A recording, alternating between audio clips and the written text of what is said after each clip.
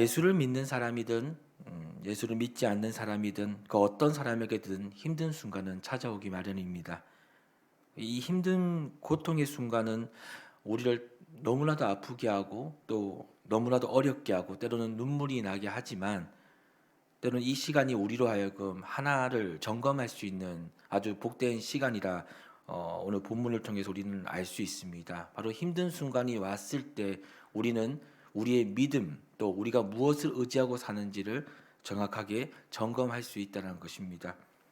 일반적으로 사람들은 이 고통이 지속되거나 해결할 수 없는 문제의 이 삶이 계속해서 내 삶을 괴롭힐 때 우리는 때로는 이 세상에 아주 좋은 것들을 의지할 때가 많습니다. 그 대표적인 것들이 바로 돈과 때로는 권력과 때로는 사람을 의지한다는 것입니다.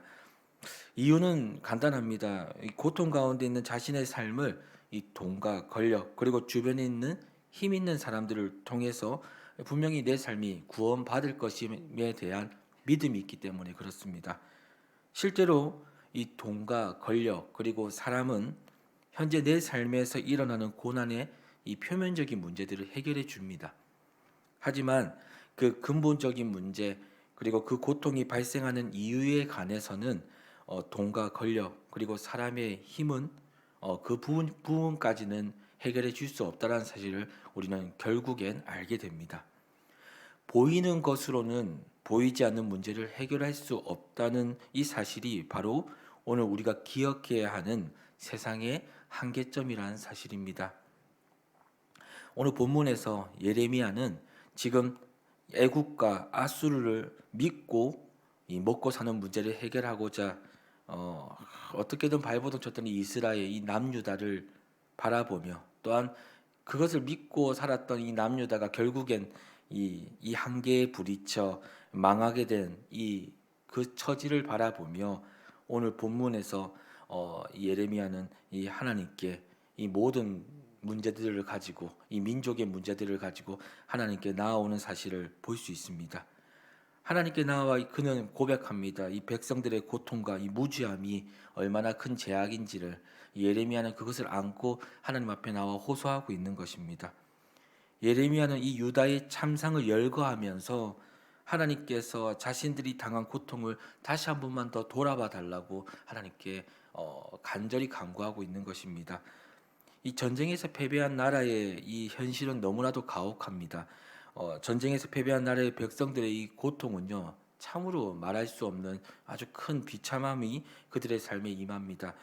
그들의 생명과 재산을 지켜줄 나라가 주권을 빼앗겼으니 이 모든 이제 이 것에 대한 이 책임, 어찌 보면 그들의 모든 이제 대가는 이 백성들에게 돌아가는 것이죠. 백성들은 모든 것을 유린당합니다. 하나님이 주신 기업들이 어떻게 됩니까? 외인들에게 다 빼앗겨 버립니다. 그리고 집들도 이방인들에게 다 돌아갔다고 이야기합니다. 또 물을 마시거나 나무를 가져오는 이 일상의 일까지도 사실은 이제는 무언가를 지불해야 하지만 이것을 얻을 수 있는 이 비참한 처지까지 되었다고 예레미야는 하나님께 나와 이들의 처지를 호소합니다. 양식을 먹기 위해서는 목숨을 걸어야 하고 굶주림으로 인해 피부가 오늘 본문에서 표현은 아궁이처럼 검어졌다고 이야기합니다. 이 대적들이 또 이 백성들을 포로로 잡았을 때 가만히 두겠습니까? 오늘 본문에서 나와 있죠. 대적들이 어떻게 했답니까? 이 유부녀와 처녀들을 욕보이기도 했다라고 얘기합니다. 이러한 이 경계적인 수탈과 인권 말살은 전쟁에서 패한 백성들이 겪는 일입니다. 이런 유다를 가슴에 안고 여러분 예레미야는요 하나님 앞에 나아옵니다. 그리고 이 나라를 불쌍히 여겨달라고 이 나라 백성들의 고통을 기억하시어 긍휼히 여겨달라며 모든 문제를 능히 해결하시는 하나님께 간구합니다. 예레미야의 눈물의 노래인 이 예레미야 애가는 이 궁극적으로 유다 민족을 구원하기 위한 이 기도의 내용들입니다. 특별히 오늘 5장은 이 기도만을 정말 예레미야의 정말 그 기도의 핵심적인 내용만을 담고 있는 것이죠. 그렇다면 우리가 한번 기억해야 될 것은 예레미야가 왜 민족의 고통을 하나님께 가지고 왔는가? 자신들의 민족의 고통들을 왜 하나님께 가지고 왔는가? 어떻게 보면 여러분 이것이 당연한 이유 같지만 실상 우리의 삶을 돌아보면 하나님께 그 문제를 가지고 가는 것은, 우리의 모든 인생의 문제를 가지고 가는 것은 사실 당연한 일이 아니라 생각합니다. 서두에 말씀드렸지만 일반적으로 사람들은 문제가 생겼을 때, 현실의 고통이 내게 임했을 때 스스로 해결해 보겠다고, 우리 스스로 우리의 방법을 가지고 해결해 보겠다고 이 아수르와 애국과 같은 이 세상의 힘을 의지할 때가 얼마나 많은지 모릅니다. 사실 이것이 상식적인 일이죠. 돈이 없으면 돈을 의지해야 되고요. 힘이 없을 땐 권력을 의지해야 되고요. 내 삶에 사람이 필요할 땐 사람을 의지해야 되는 것이 상식적인 일입니다. 하지만 이 예레미야는 이 세상으로부터 오는 모든 힘을 지금 이 순간 다 버리고 하나님께 나와 이 고통, 이 자신의 삶의 모든 문제의 무게를 하나님께 호소합니다. 예레미야가 하나님께 호소한 이유는 분명했습니다. 그 고통의 근본적인 발생지가 바로 하나님으로부터 임했음을 예레미야는 알고 있었기 때문에 그렇습니다. 그래서 예레미야는 하나님의 징벌 앞에 그 어떠한 세상적인 노력과 시도도 무의미함을 알고 있었습니다. 유다 백성들의 죄와 징벌에서 그들의 죄와 그들의 징벌에서 구원해 주실 수 있는 유일한 분은 오직 여호와 하나님밖에 없음을 알았기에 예레미야는 하나님 앞에 나와 유다를 향한 애통함을 하나님께 그 마음을 비춥니다. 그리하여 그 애통함으로 시작하여 하나님으로부터 목숨을 건 이 눈물의 기도가 시작되는 것입니다.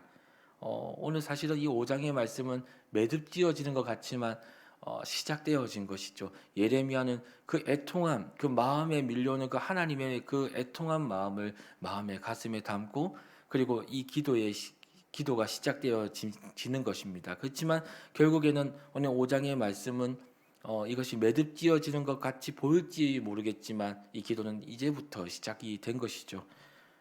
사랑하는 세상의 일회교회 여러분, 사람의 생각으로는 이 열악한 상황이 우리에게 임했을 때 그것을 어떻게 하면 벗어나기 위해서 우리는 많은 것을 의지할 때가 많습니다. 때로는 울면서 기도하는 일이 너무 더덥고 무능해 보일 때가 있습니다. 너무나 큰 문제 앞에서 지금 기도하고 있는 것이 너무나 무능해 보이고 덧없는 일처럼 느껴질 때가 있습니다. 하지만 우리가 만약 성도라면 어려움을 만났을 때 그 어떤 사건이 눈앞에 펼쳐지더라도 세상의 방법이 아닌 하나님의 방법을 선택해야 한다는 것입니다. 하나님의 방법이 무엇입니까? 인생의 좋은 일이든 나쁜 일이든 그 모든 일이 하나님의 섭리 가운데 속해 있음을 믿는 것입니다. 그리고 세상의 것이 아닌 하나님 앞에 나와 호소하는 것입니다. 간구하는 것입니다. 그분만이 나의 모든 삶의 문제를 해결해 주실 것임에 대한 믿음을 가지는 것입니다. 이것이 바로 하나님의 방법입니다. 오늘 저와 여러분의 삶에서 하나님의 방법이 우선되기를 소망합니다. 우리의 힘을 버리는 것입니다. 그리고 하나님의 힘을 의지하는 것입니다. 이것이 바로 하나님의 자녀로서의 삶을 사는 자의 진짜 힘이라는 사실을 오늘 이 하루를 살아가는 저와 여러분의 삶에서 나타나기를 진심으로 소망합니다.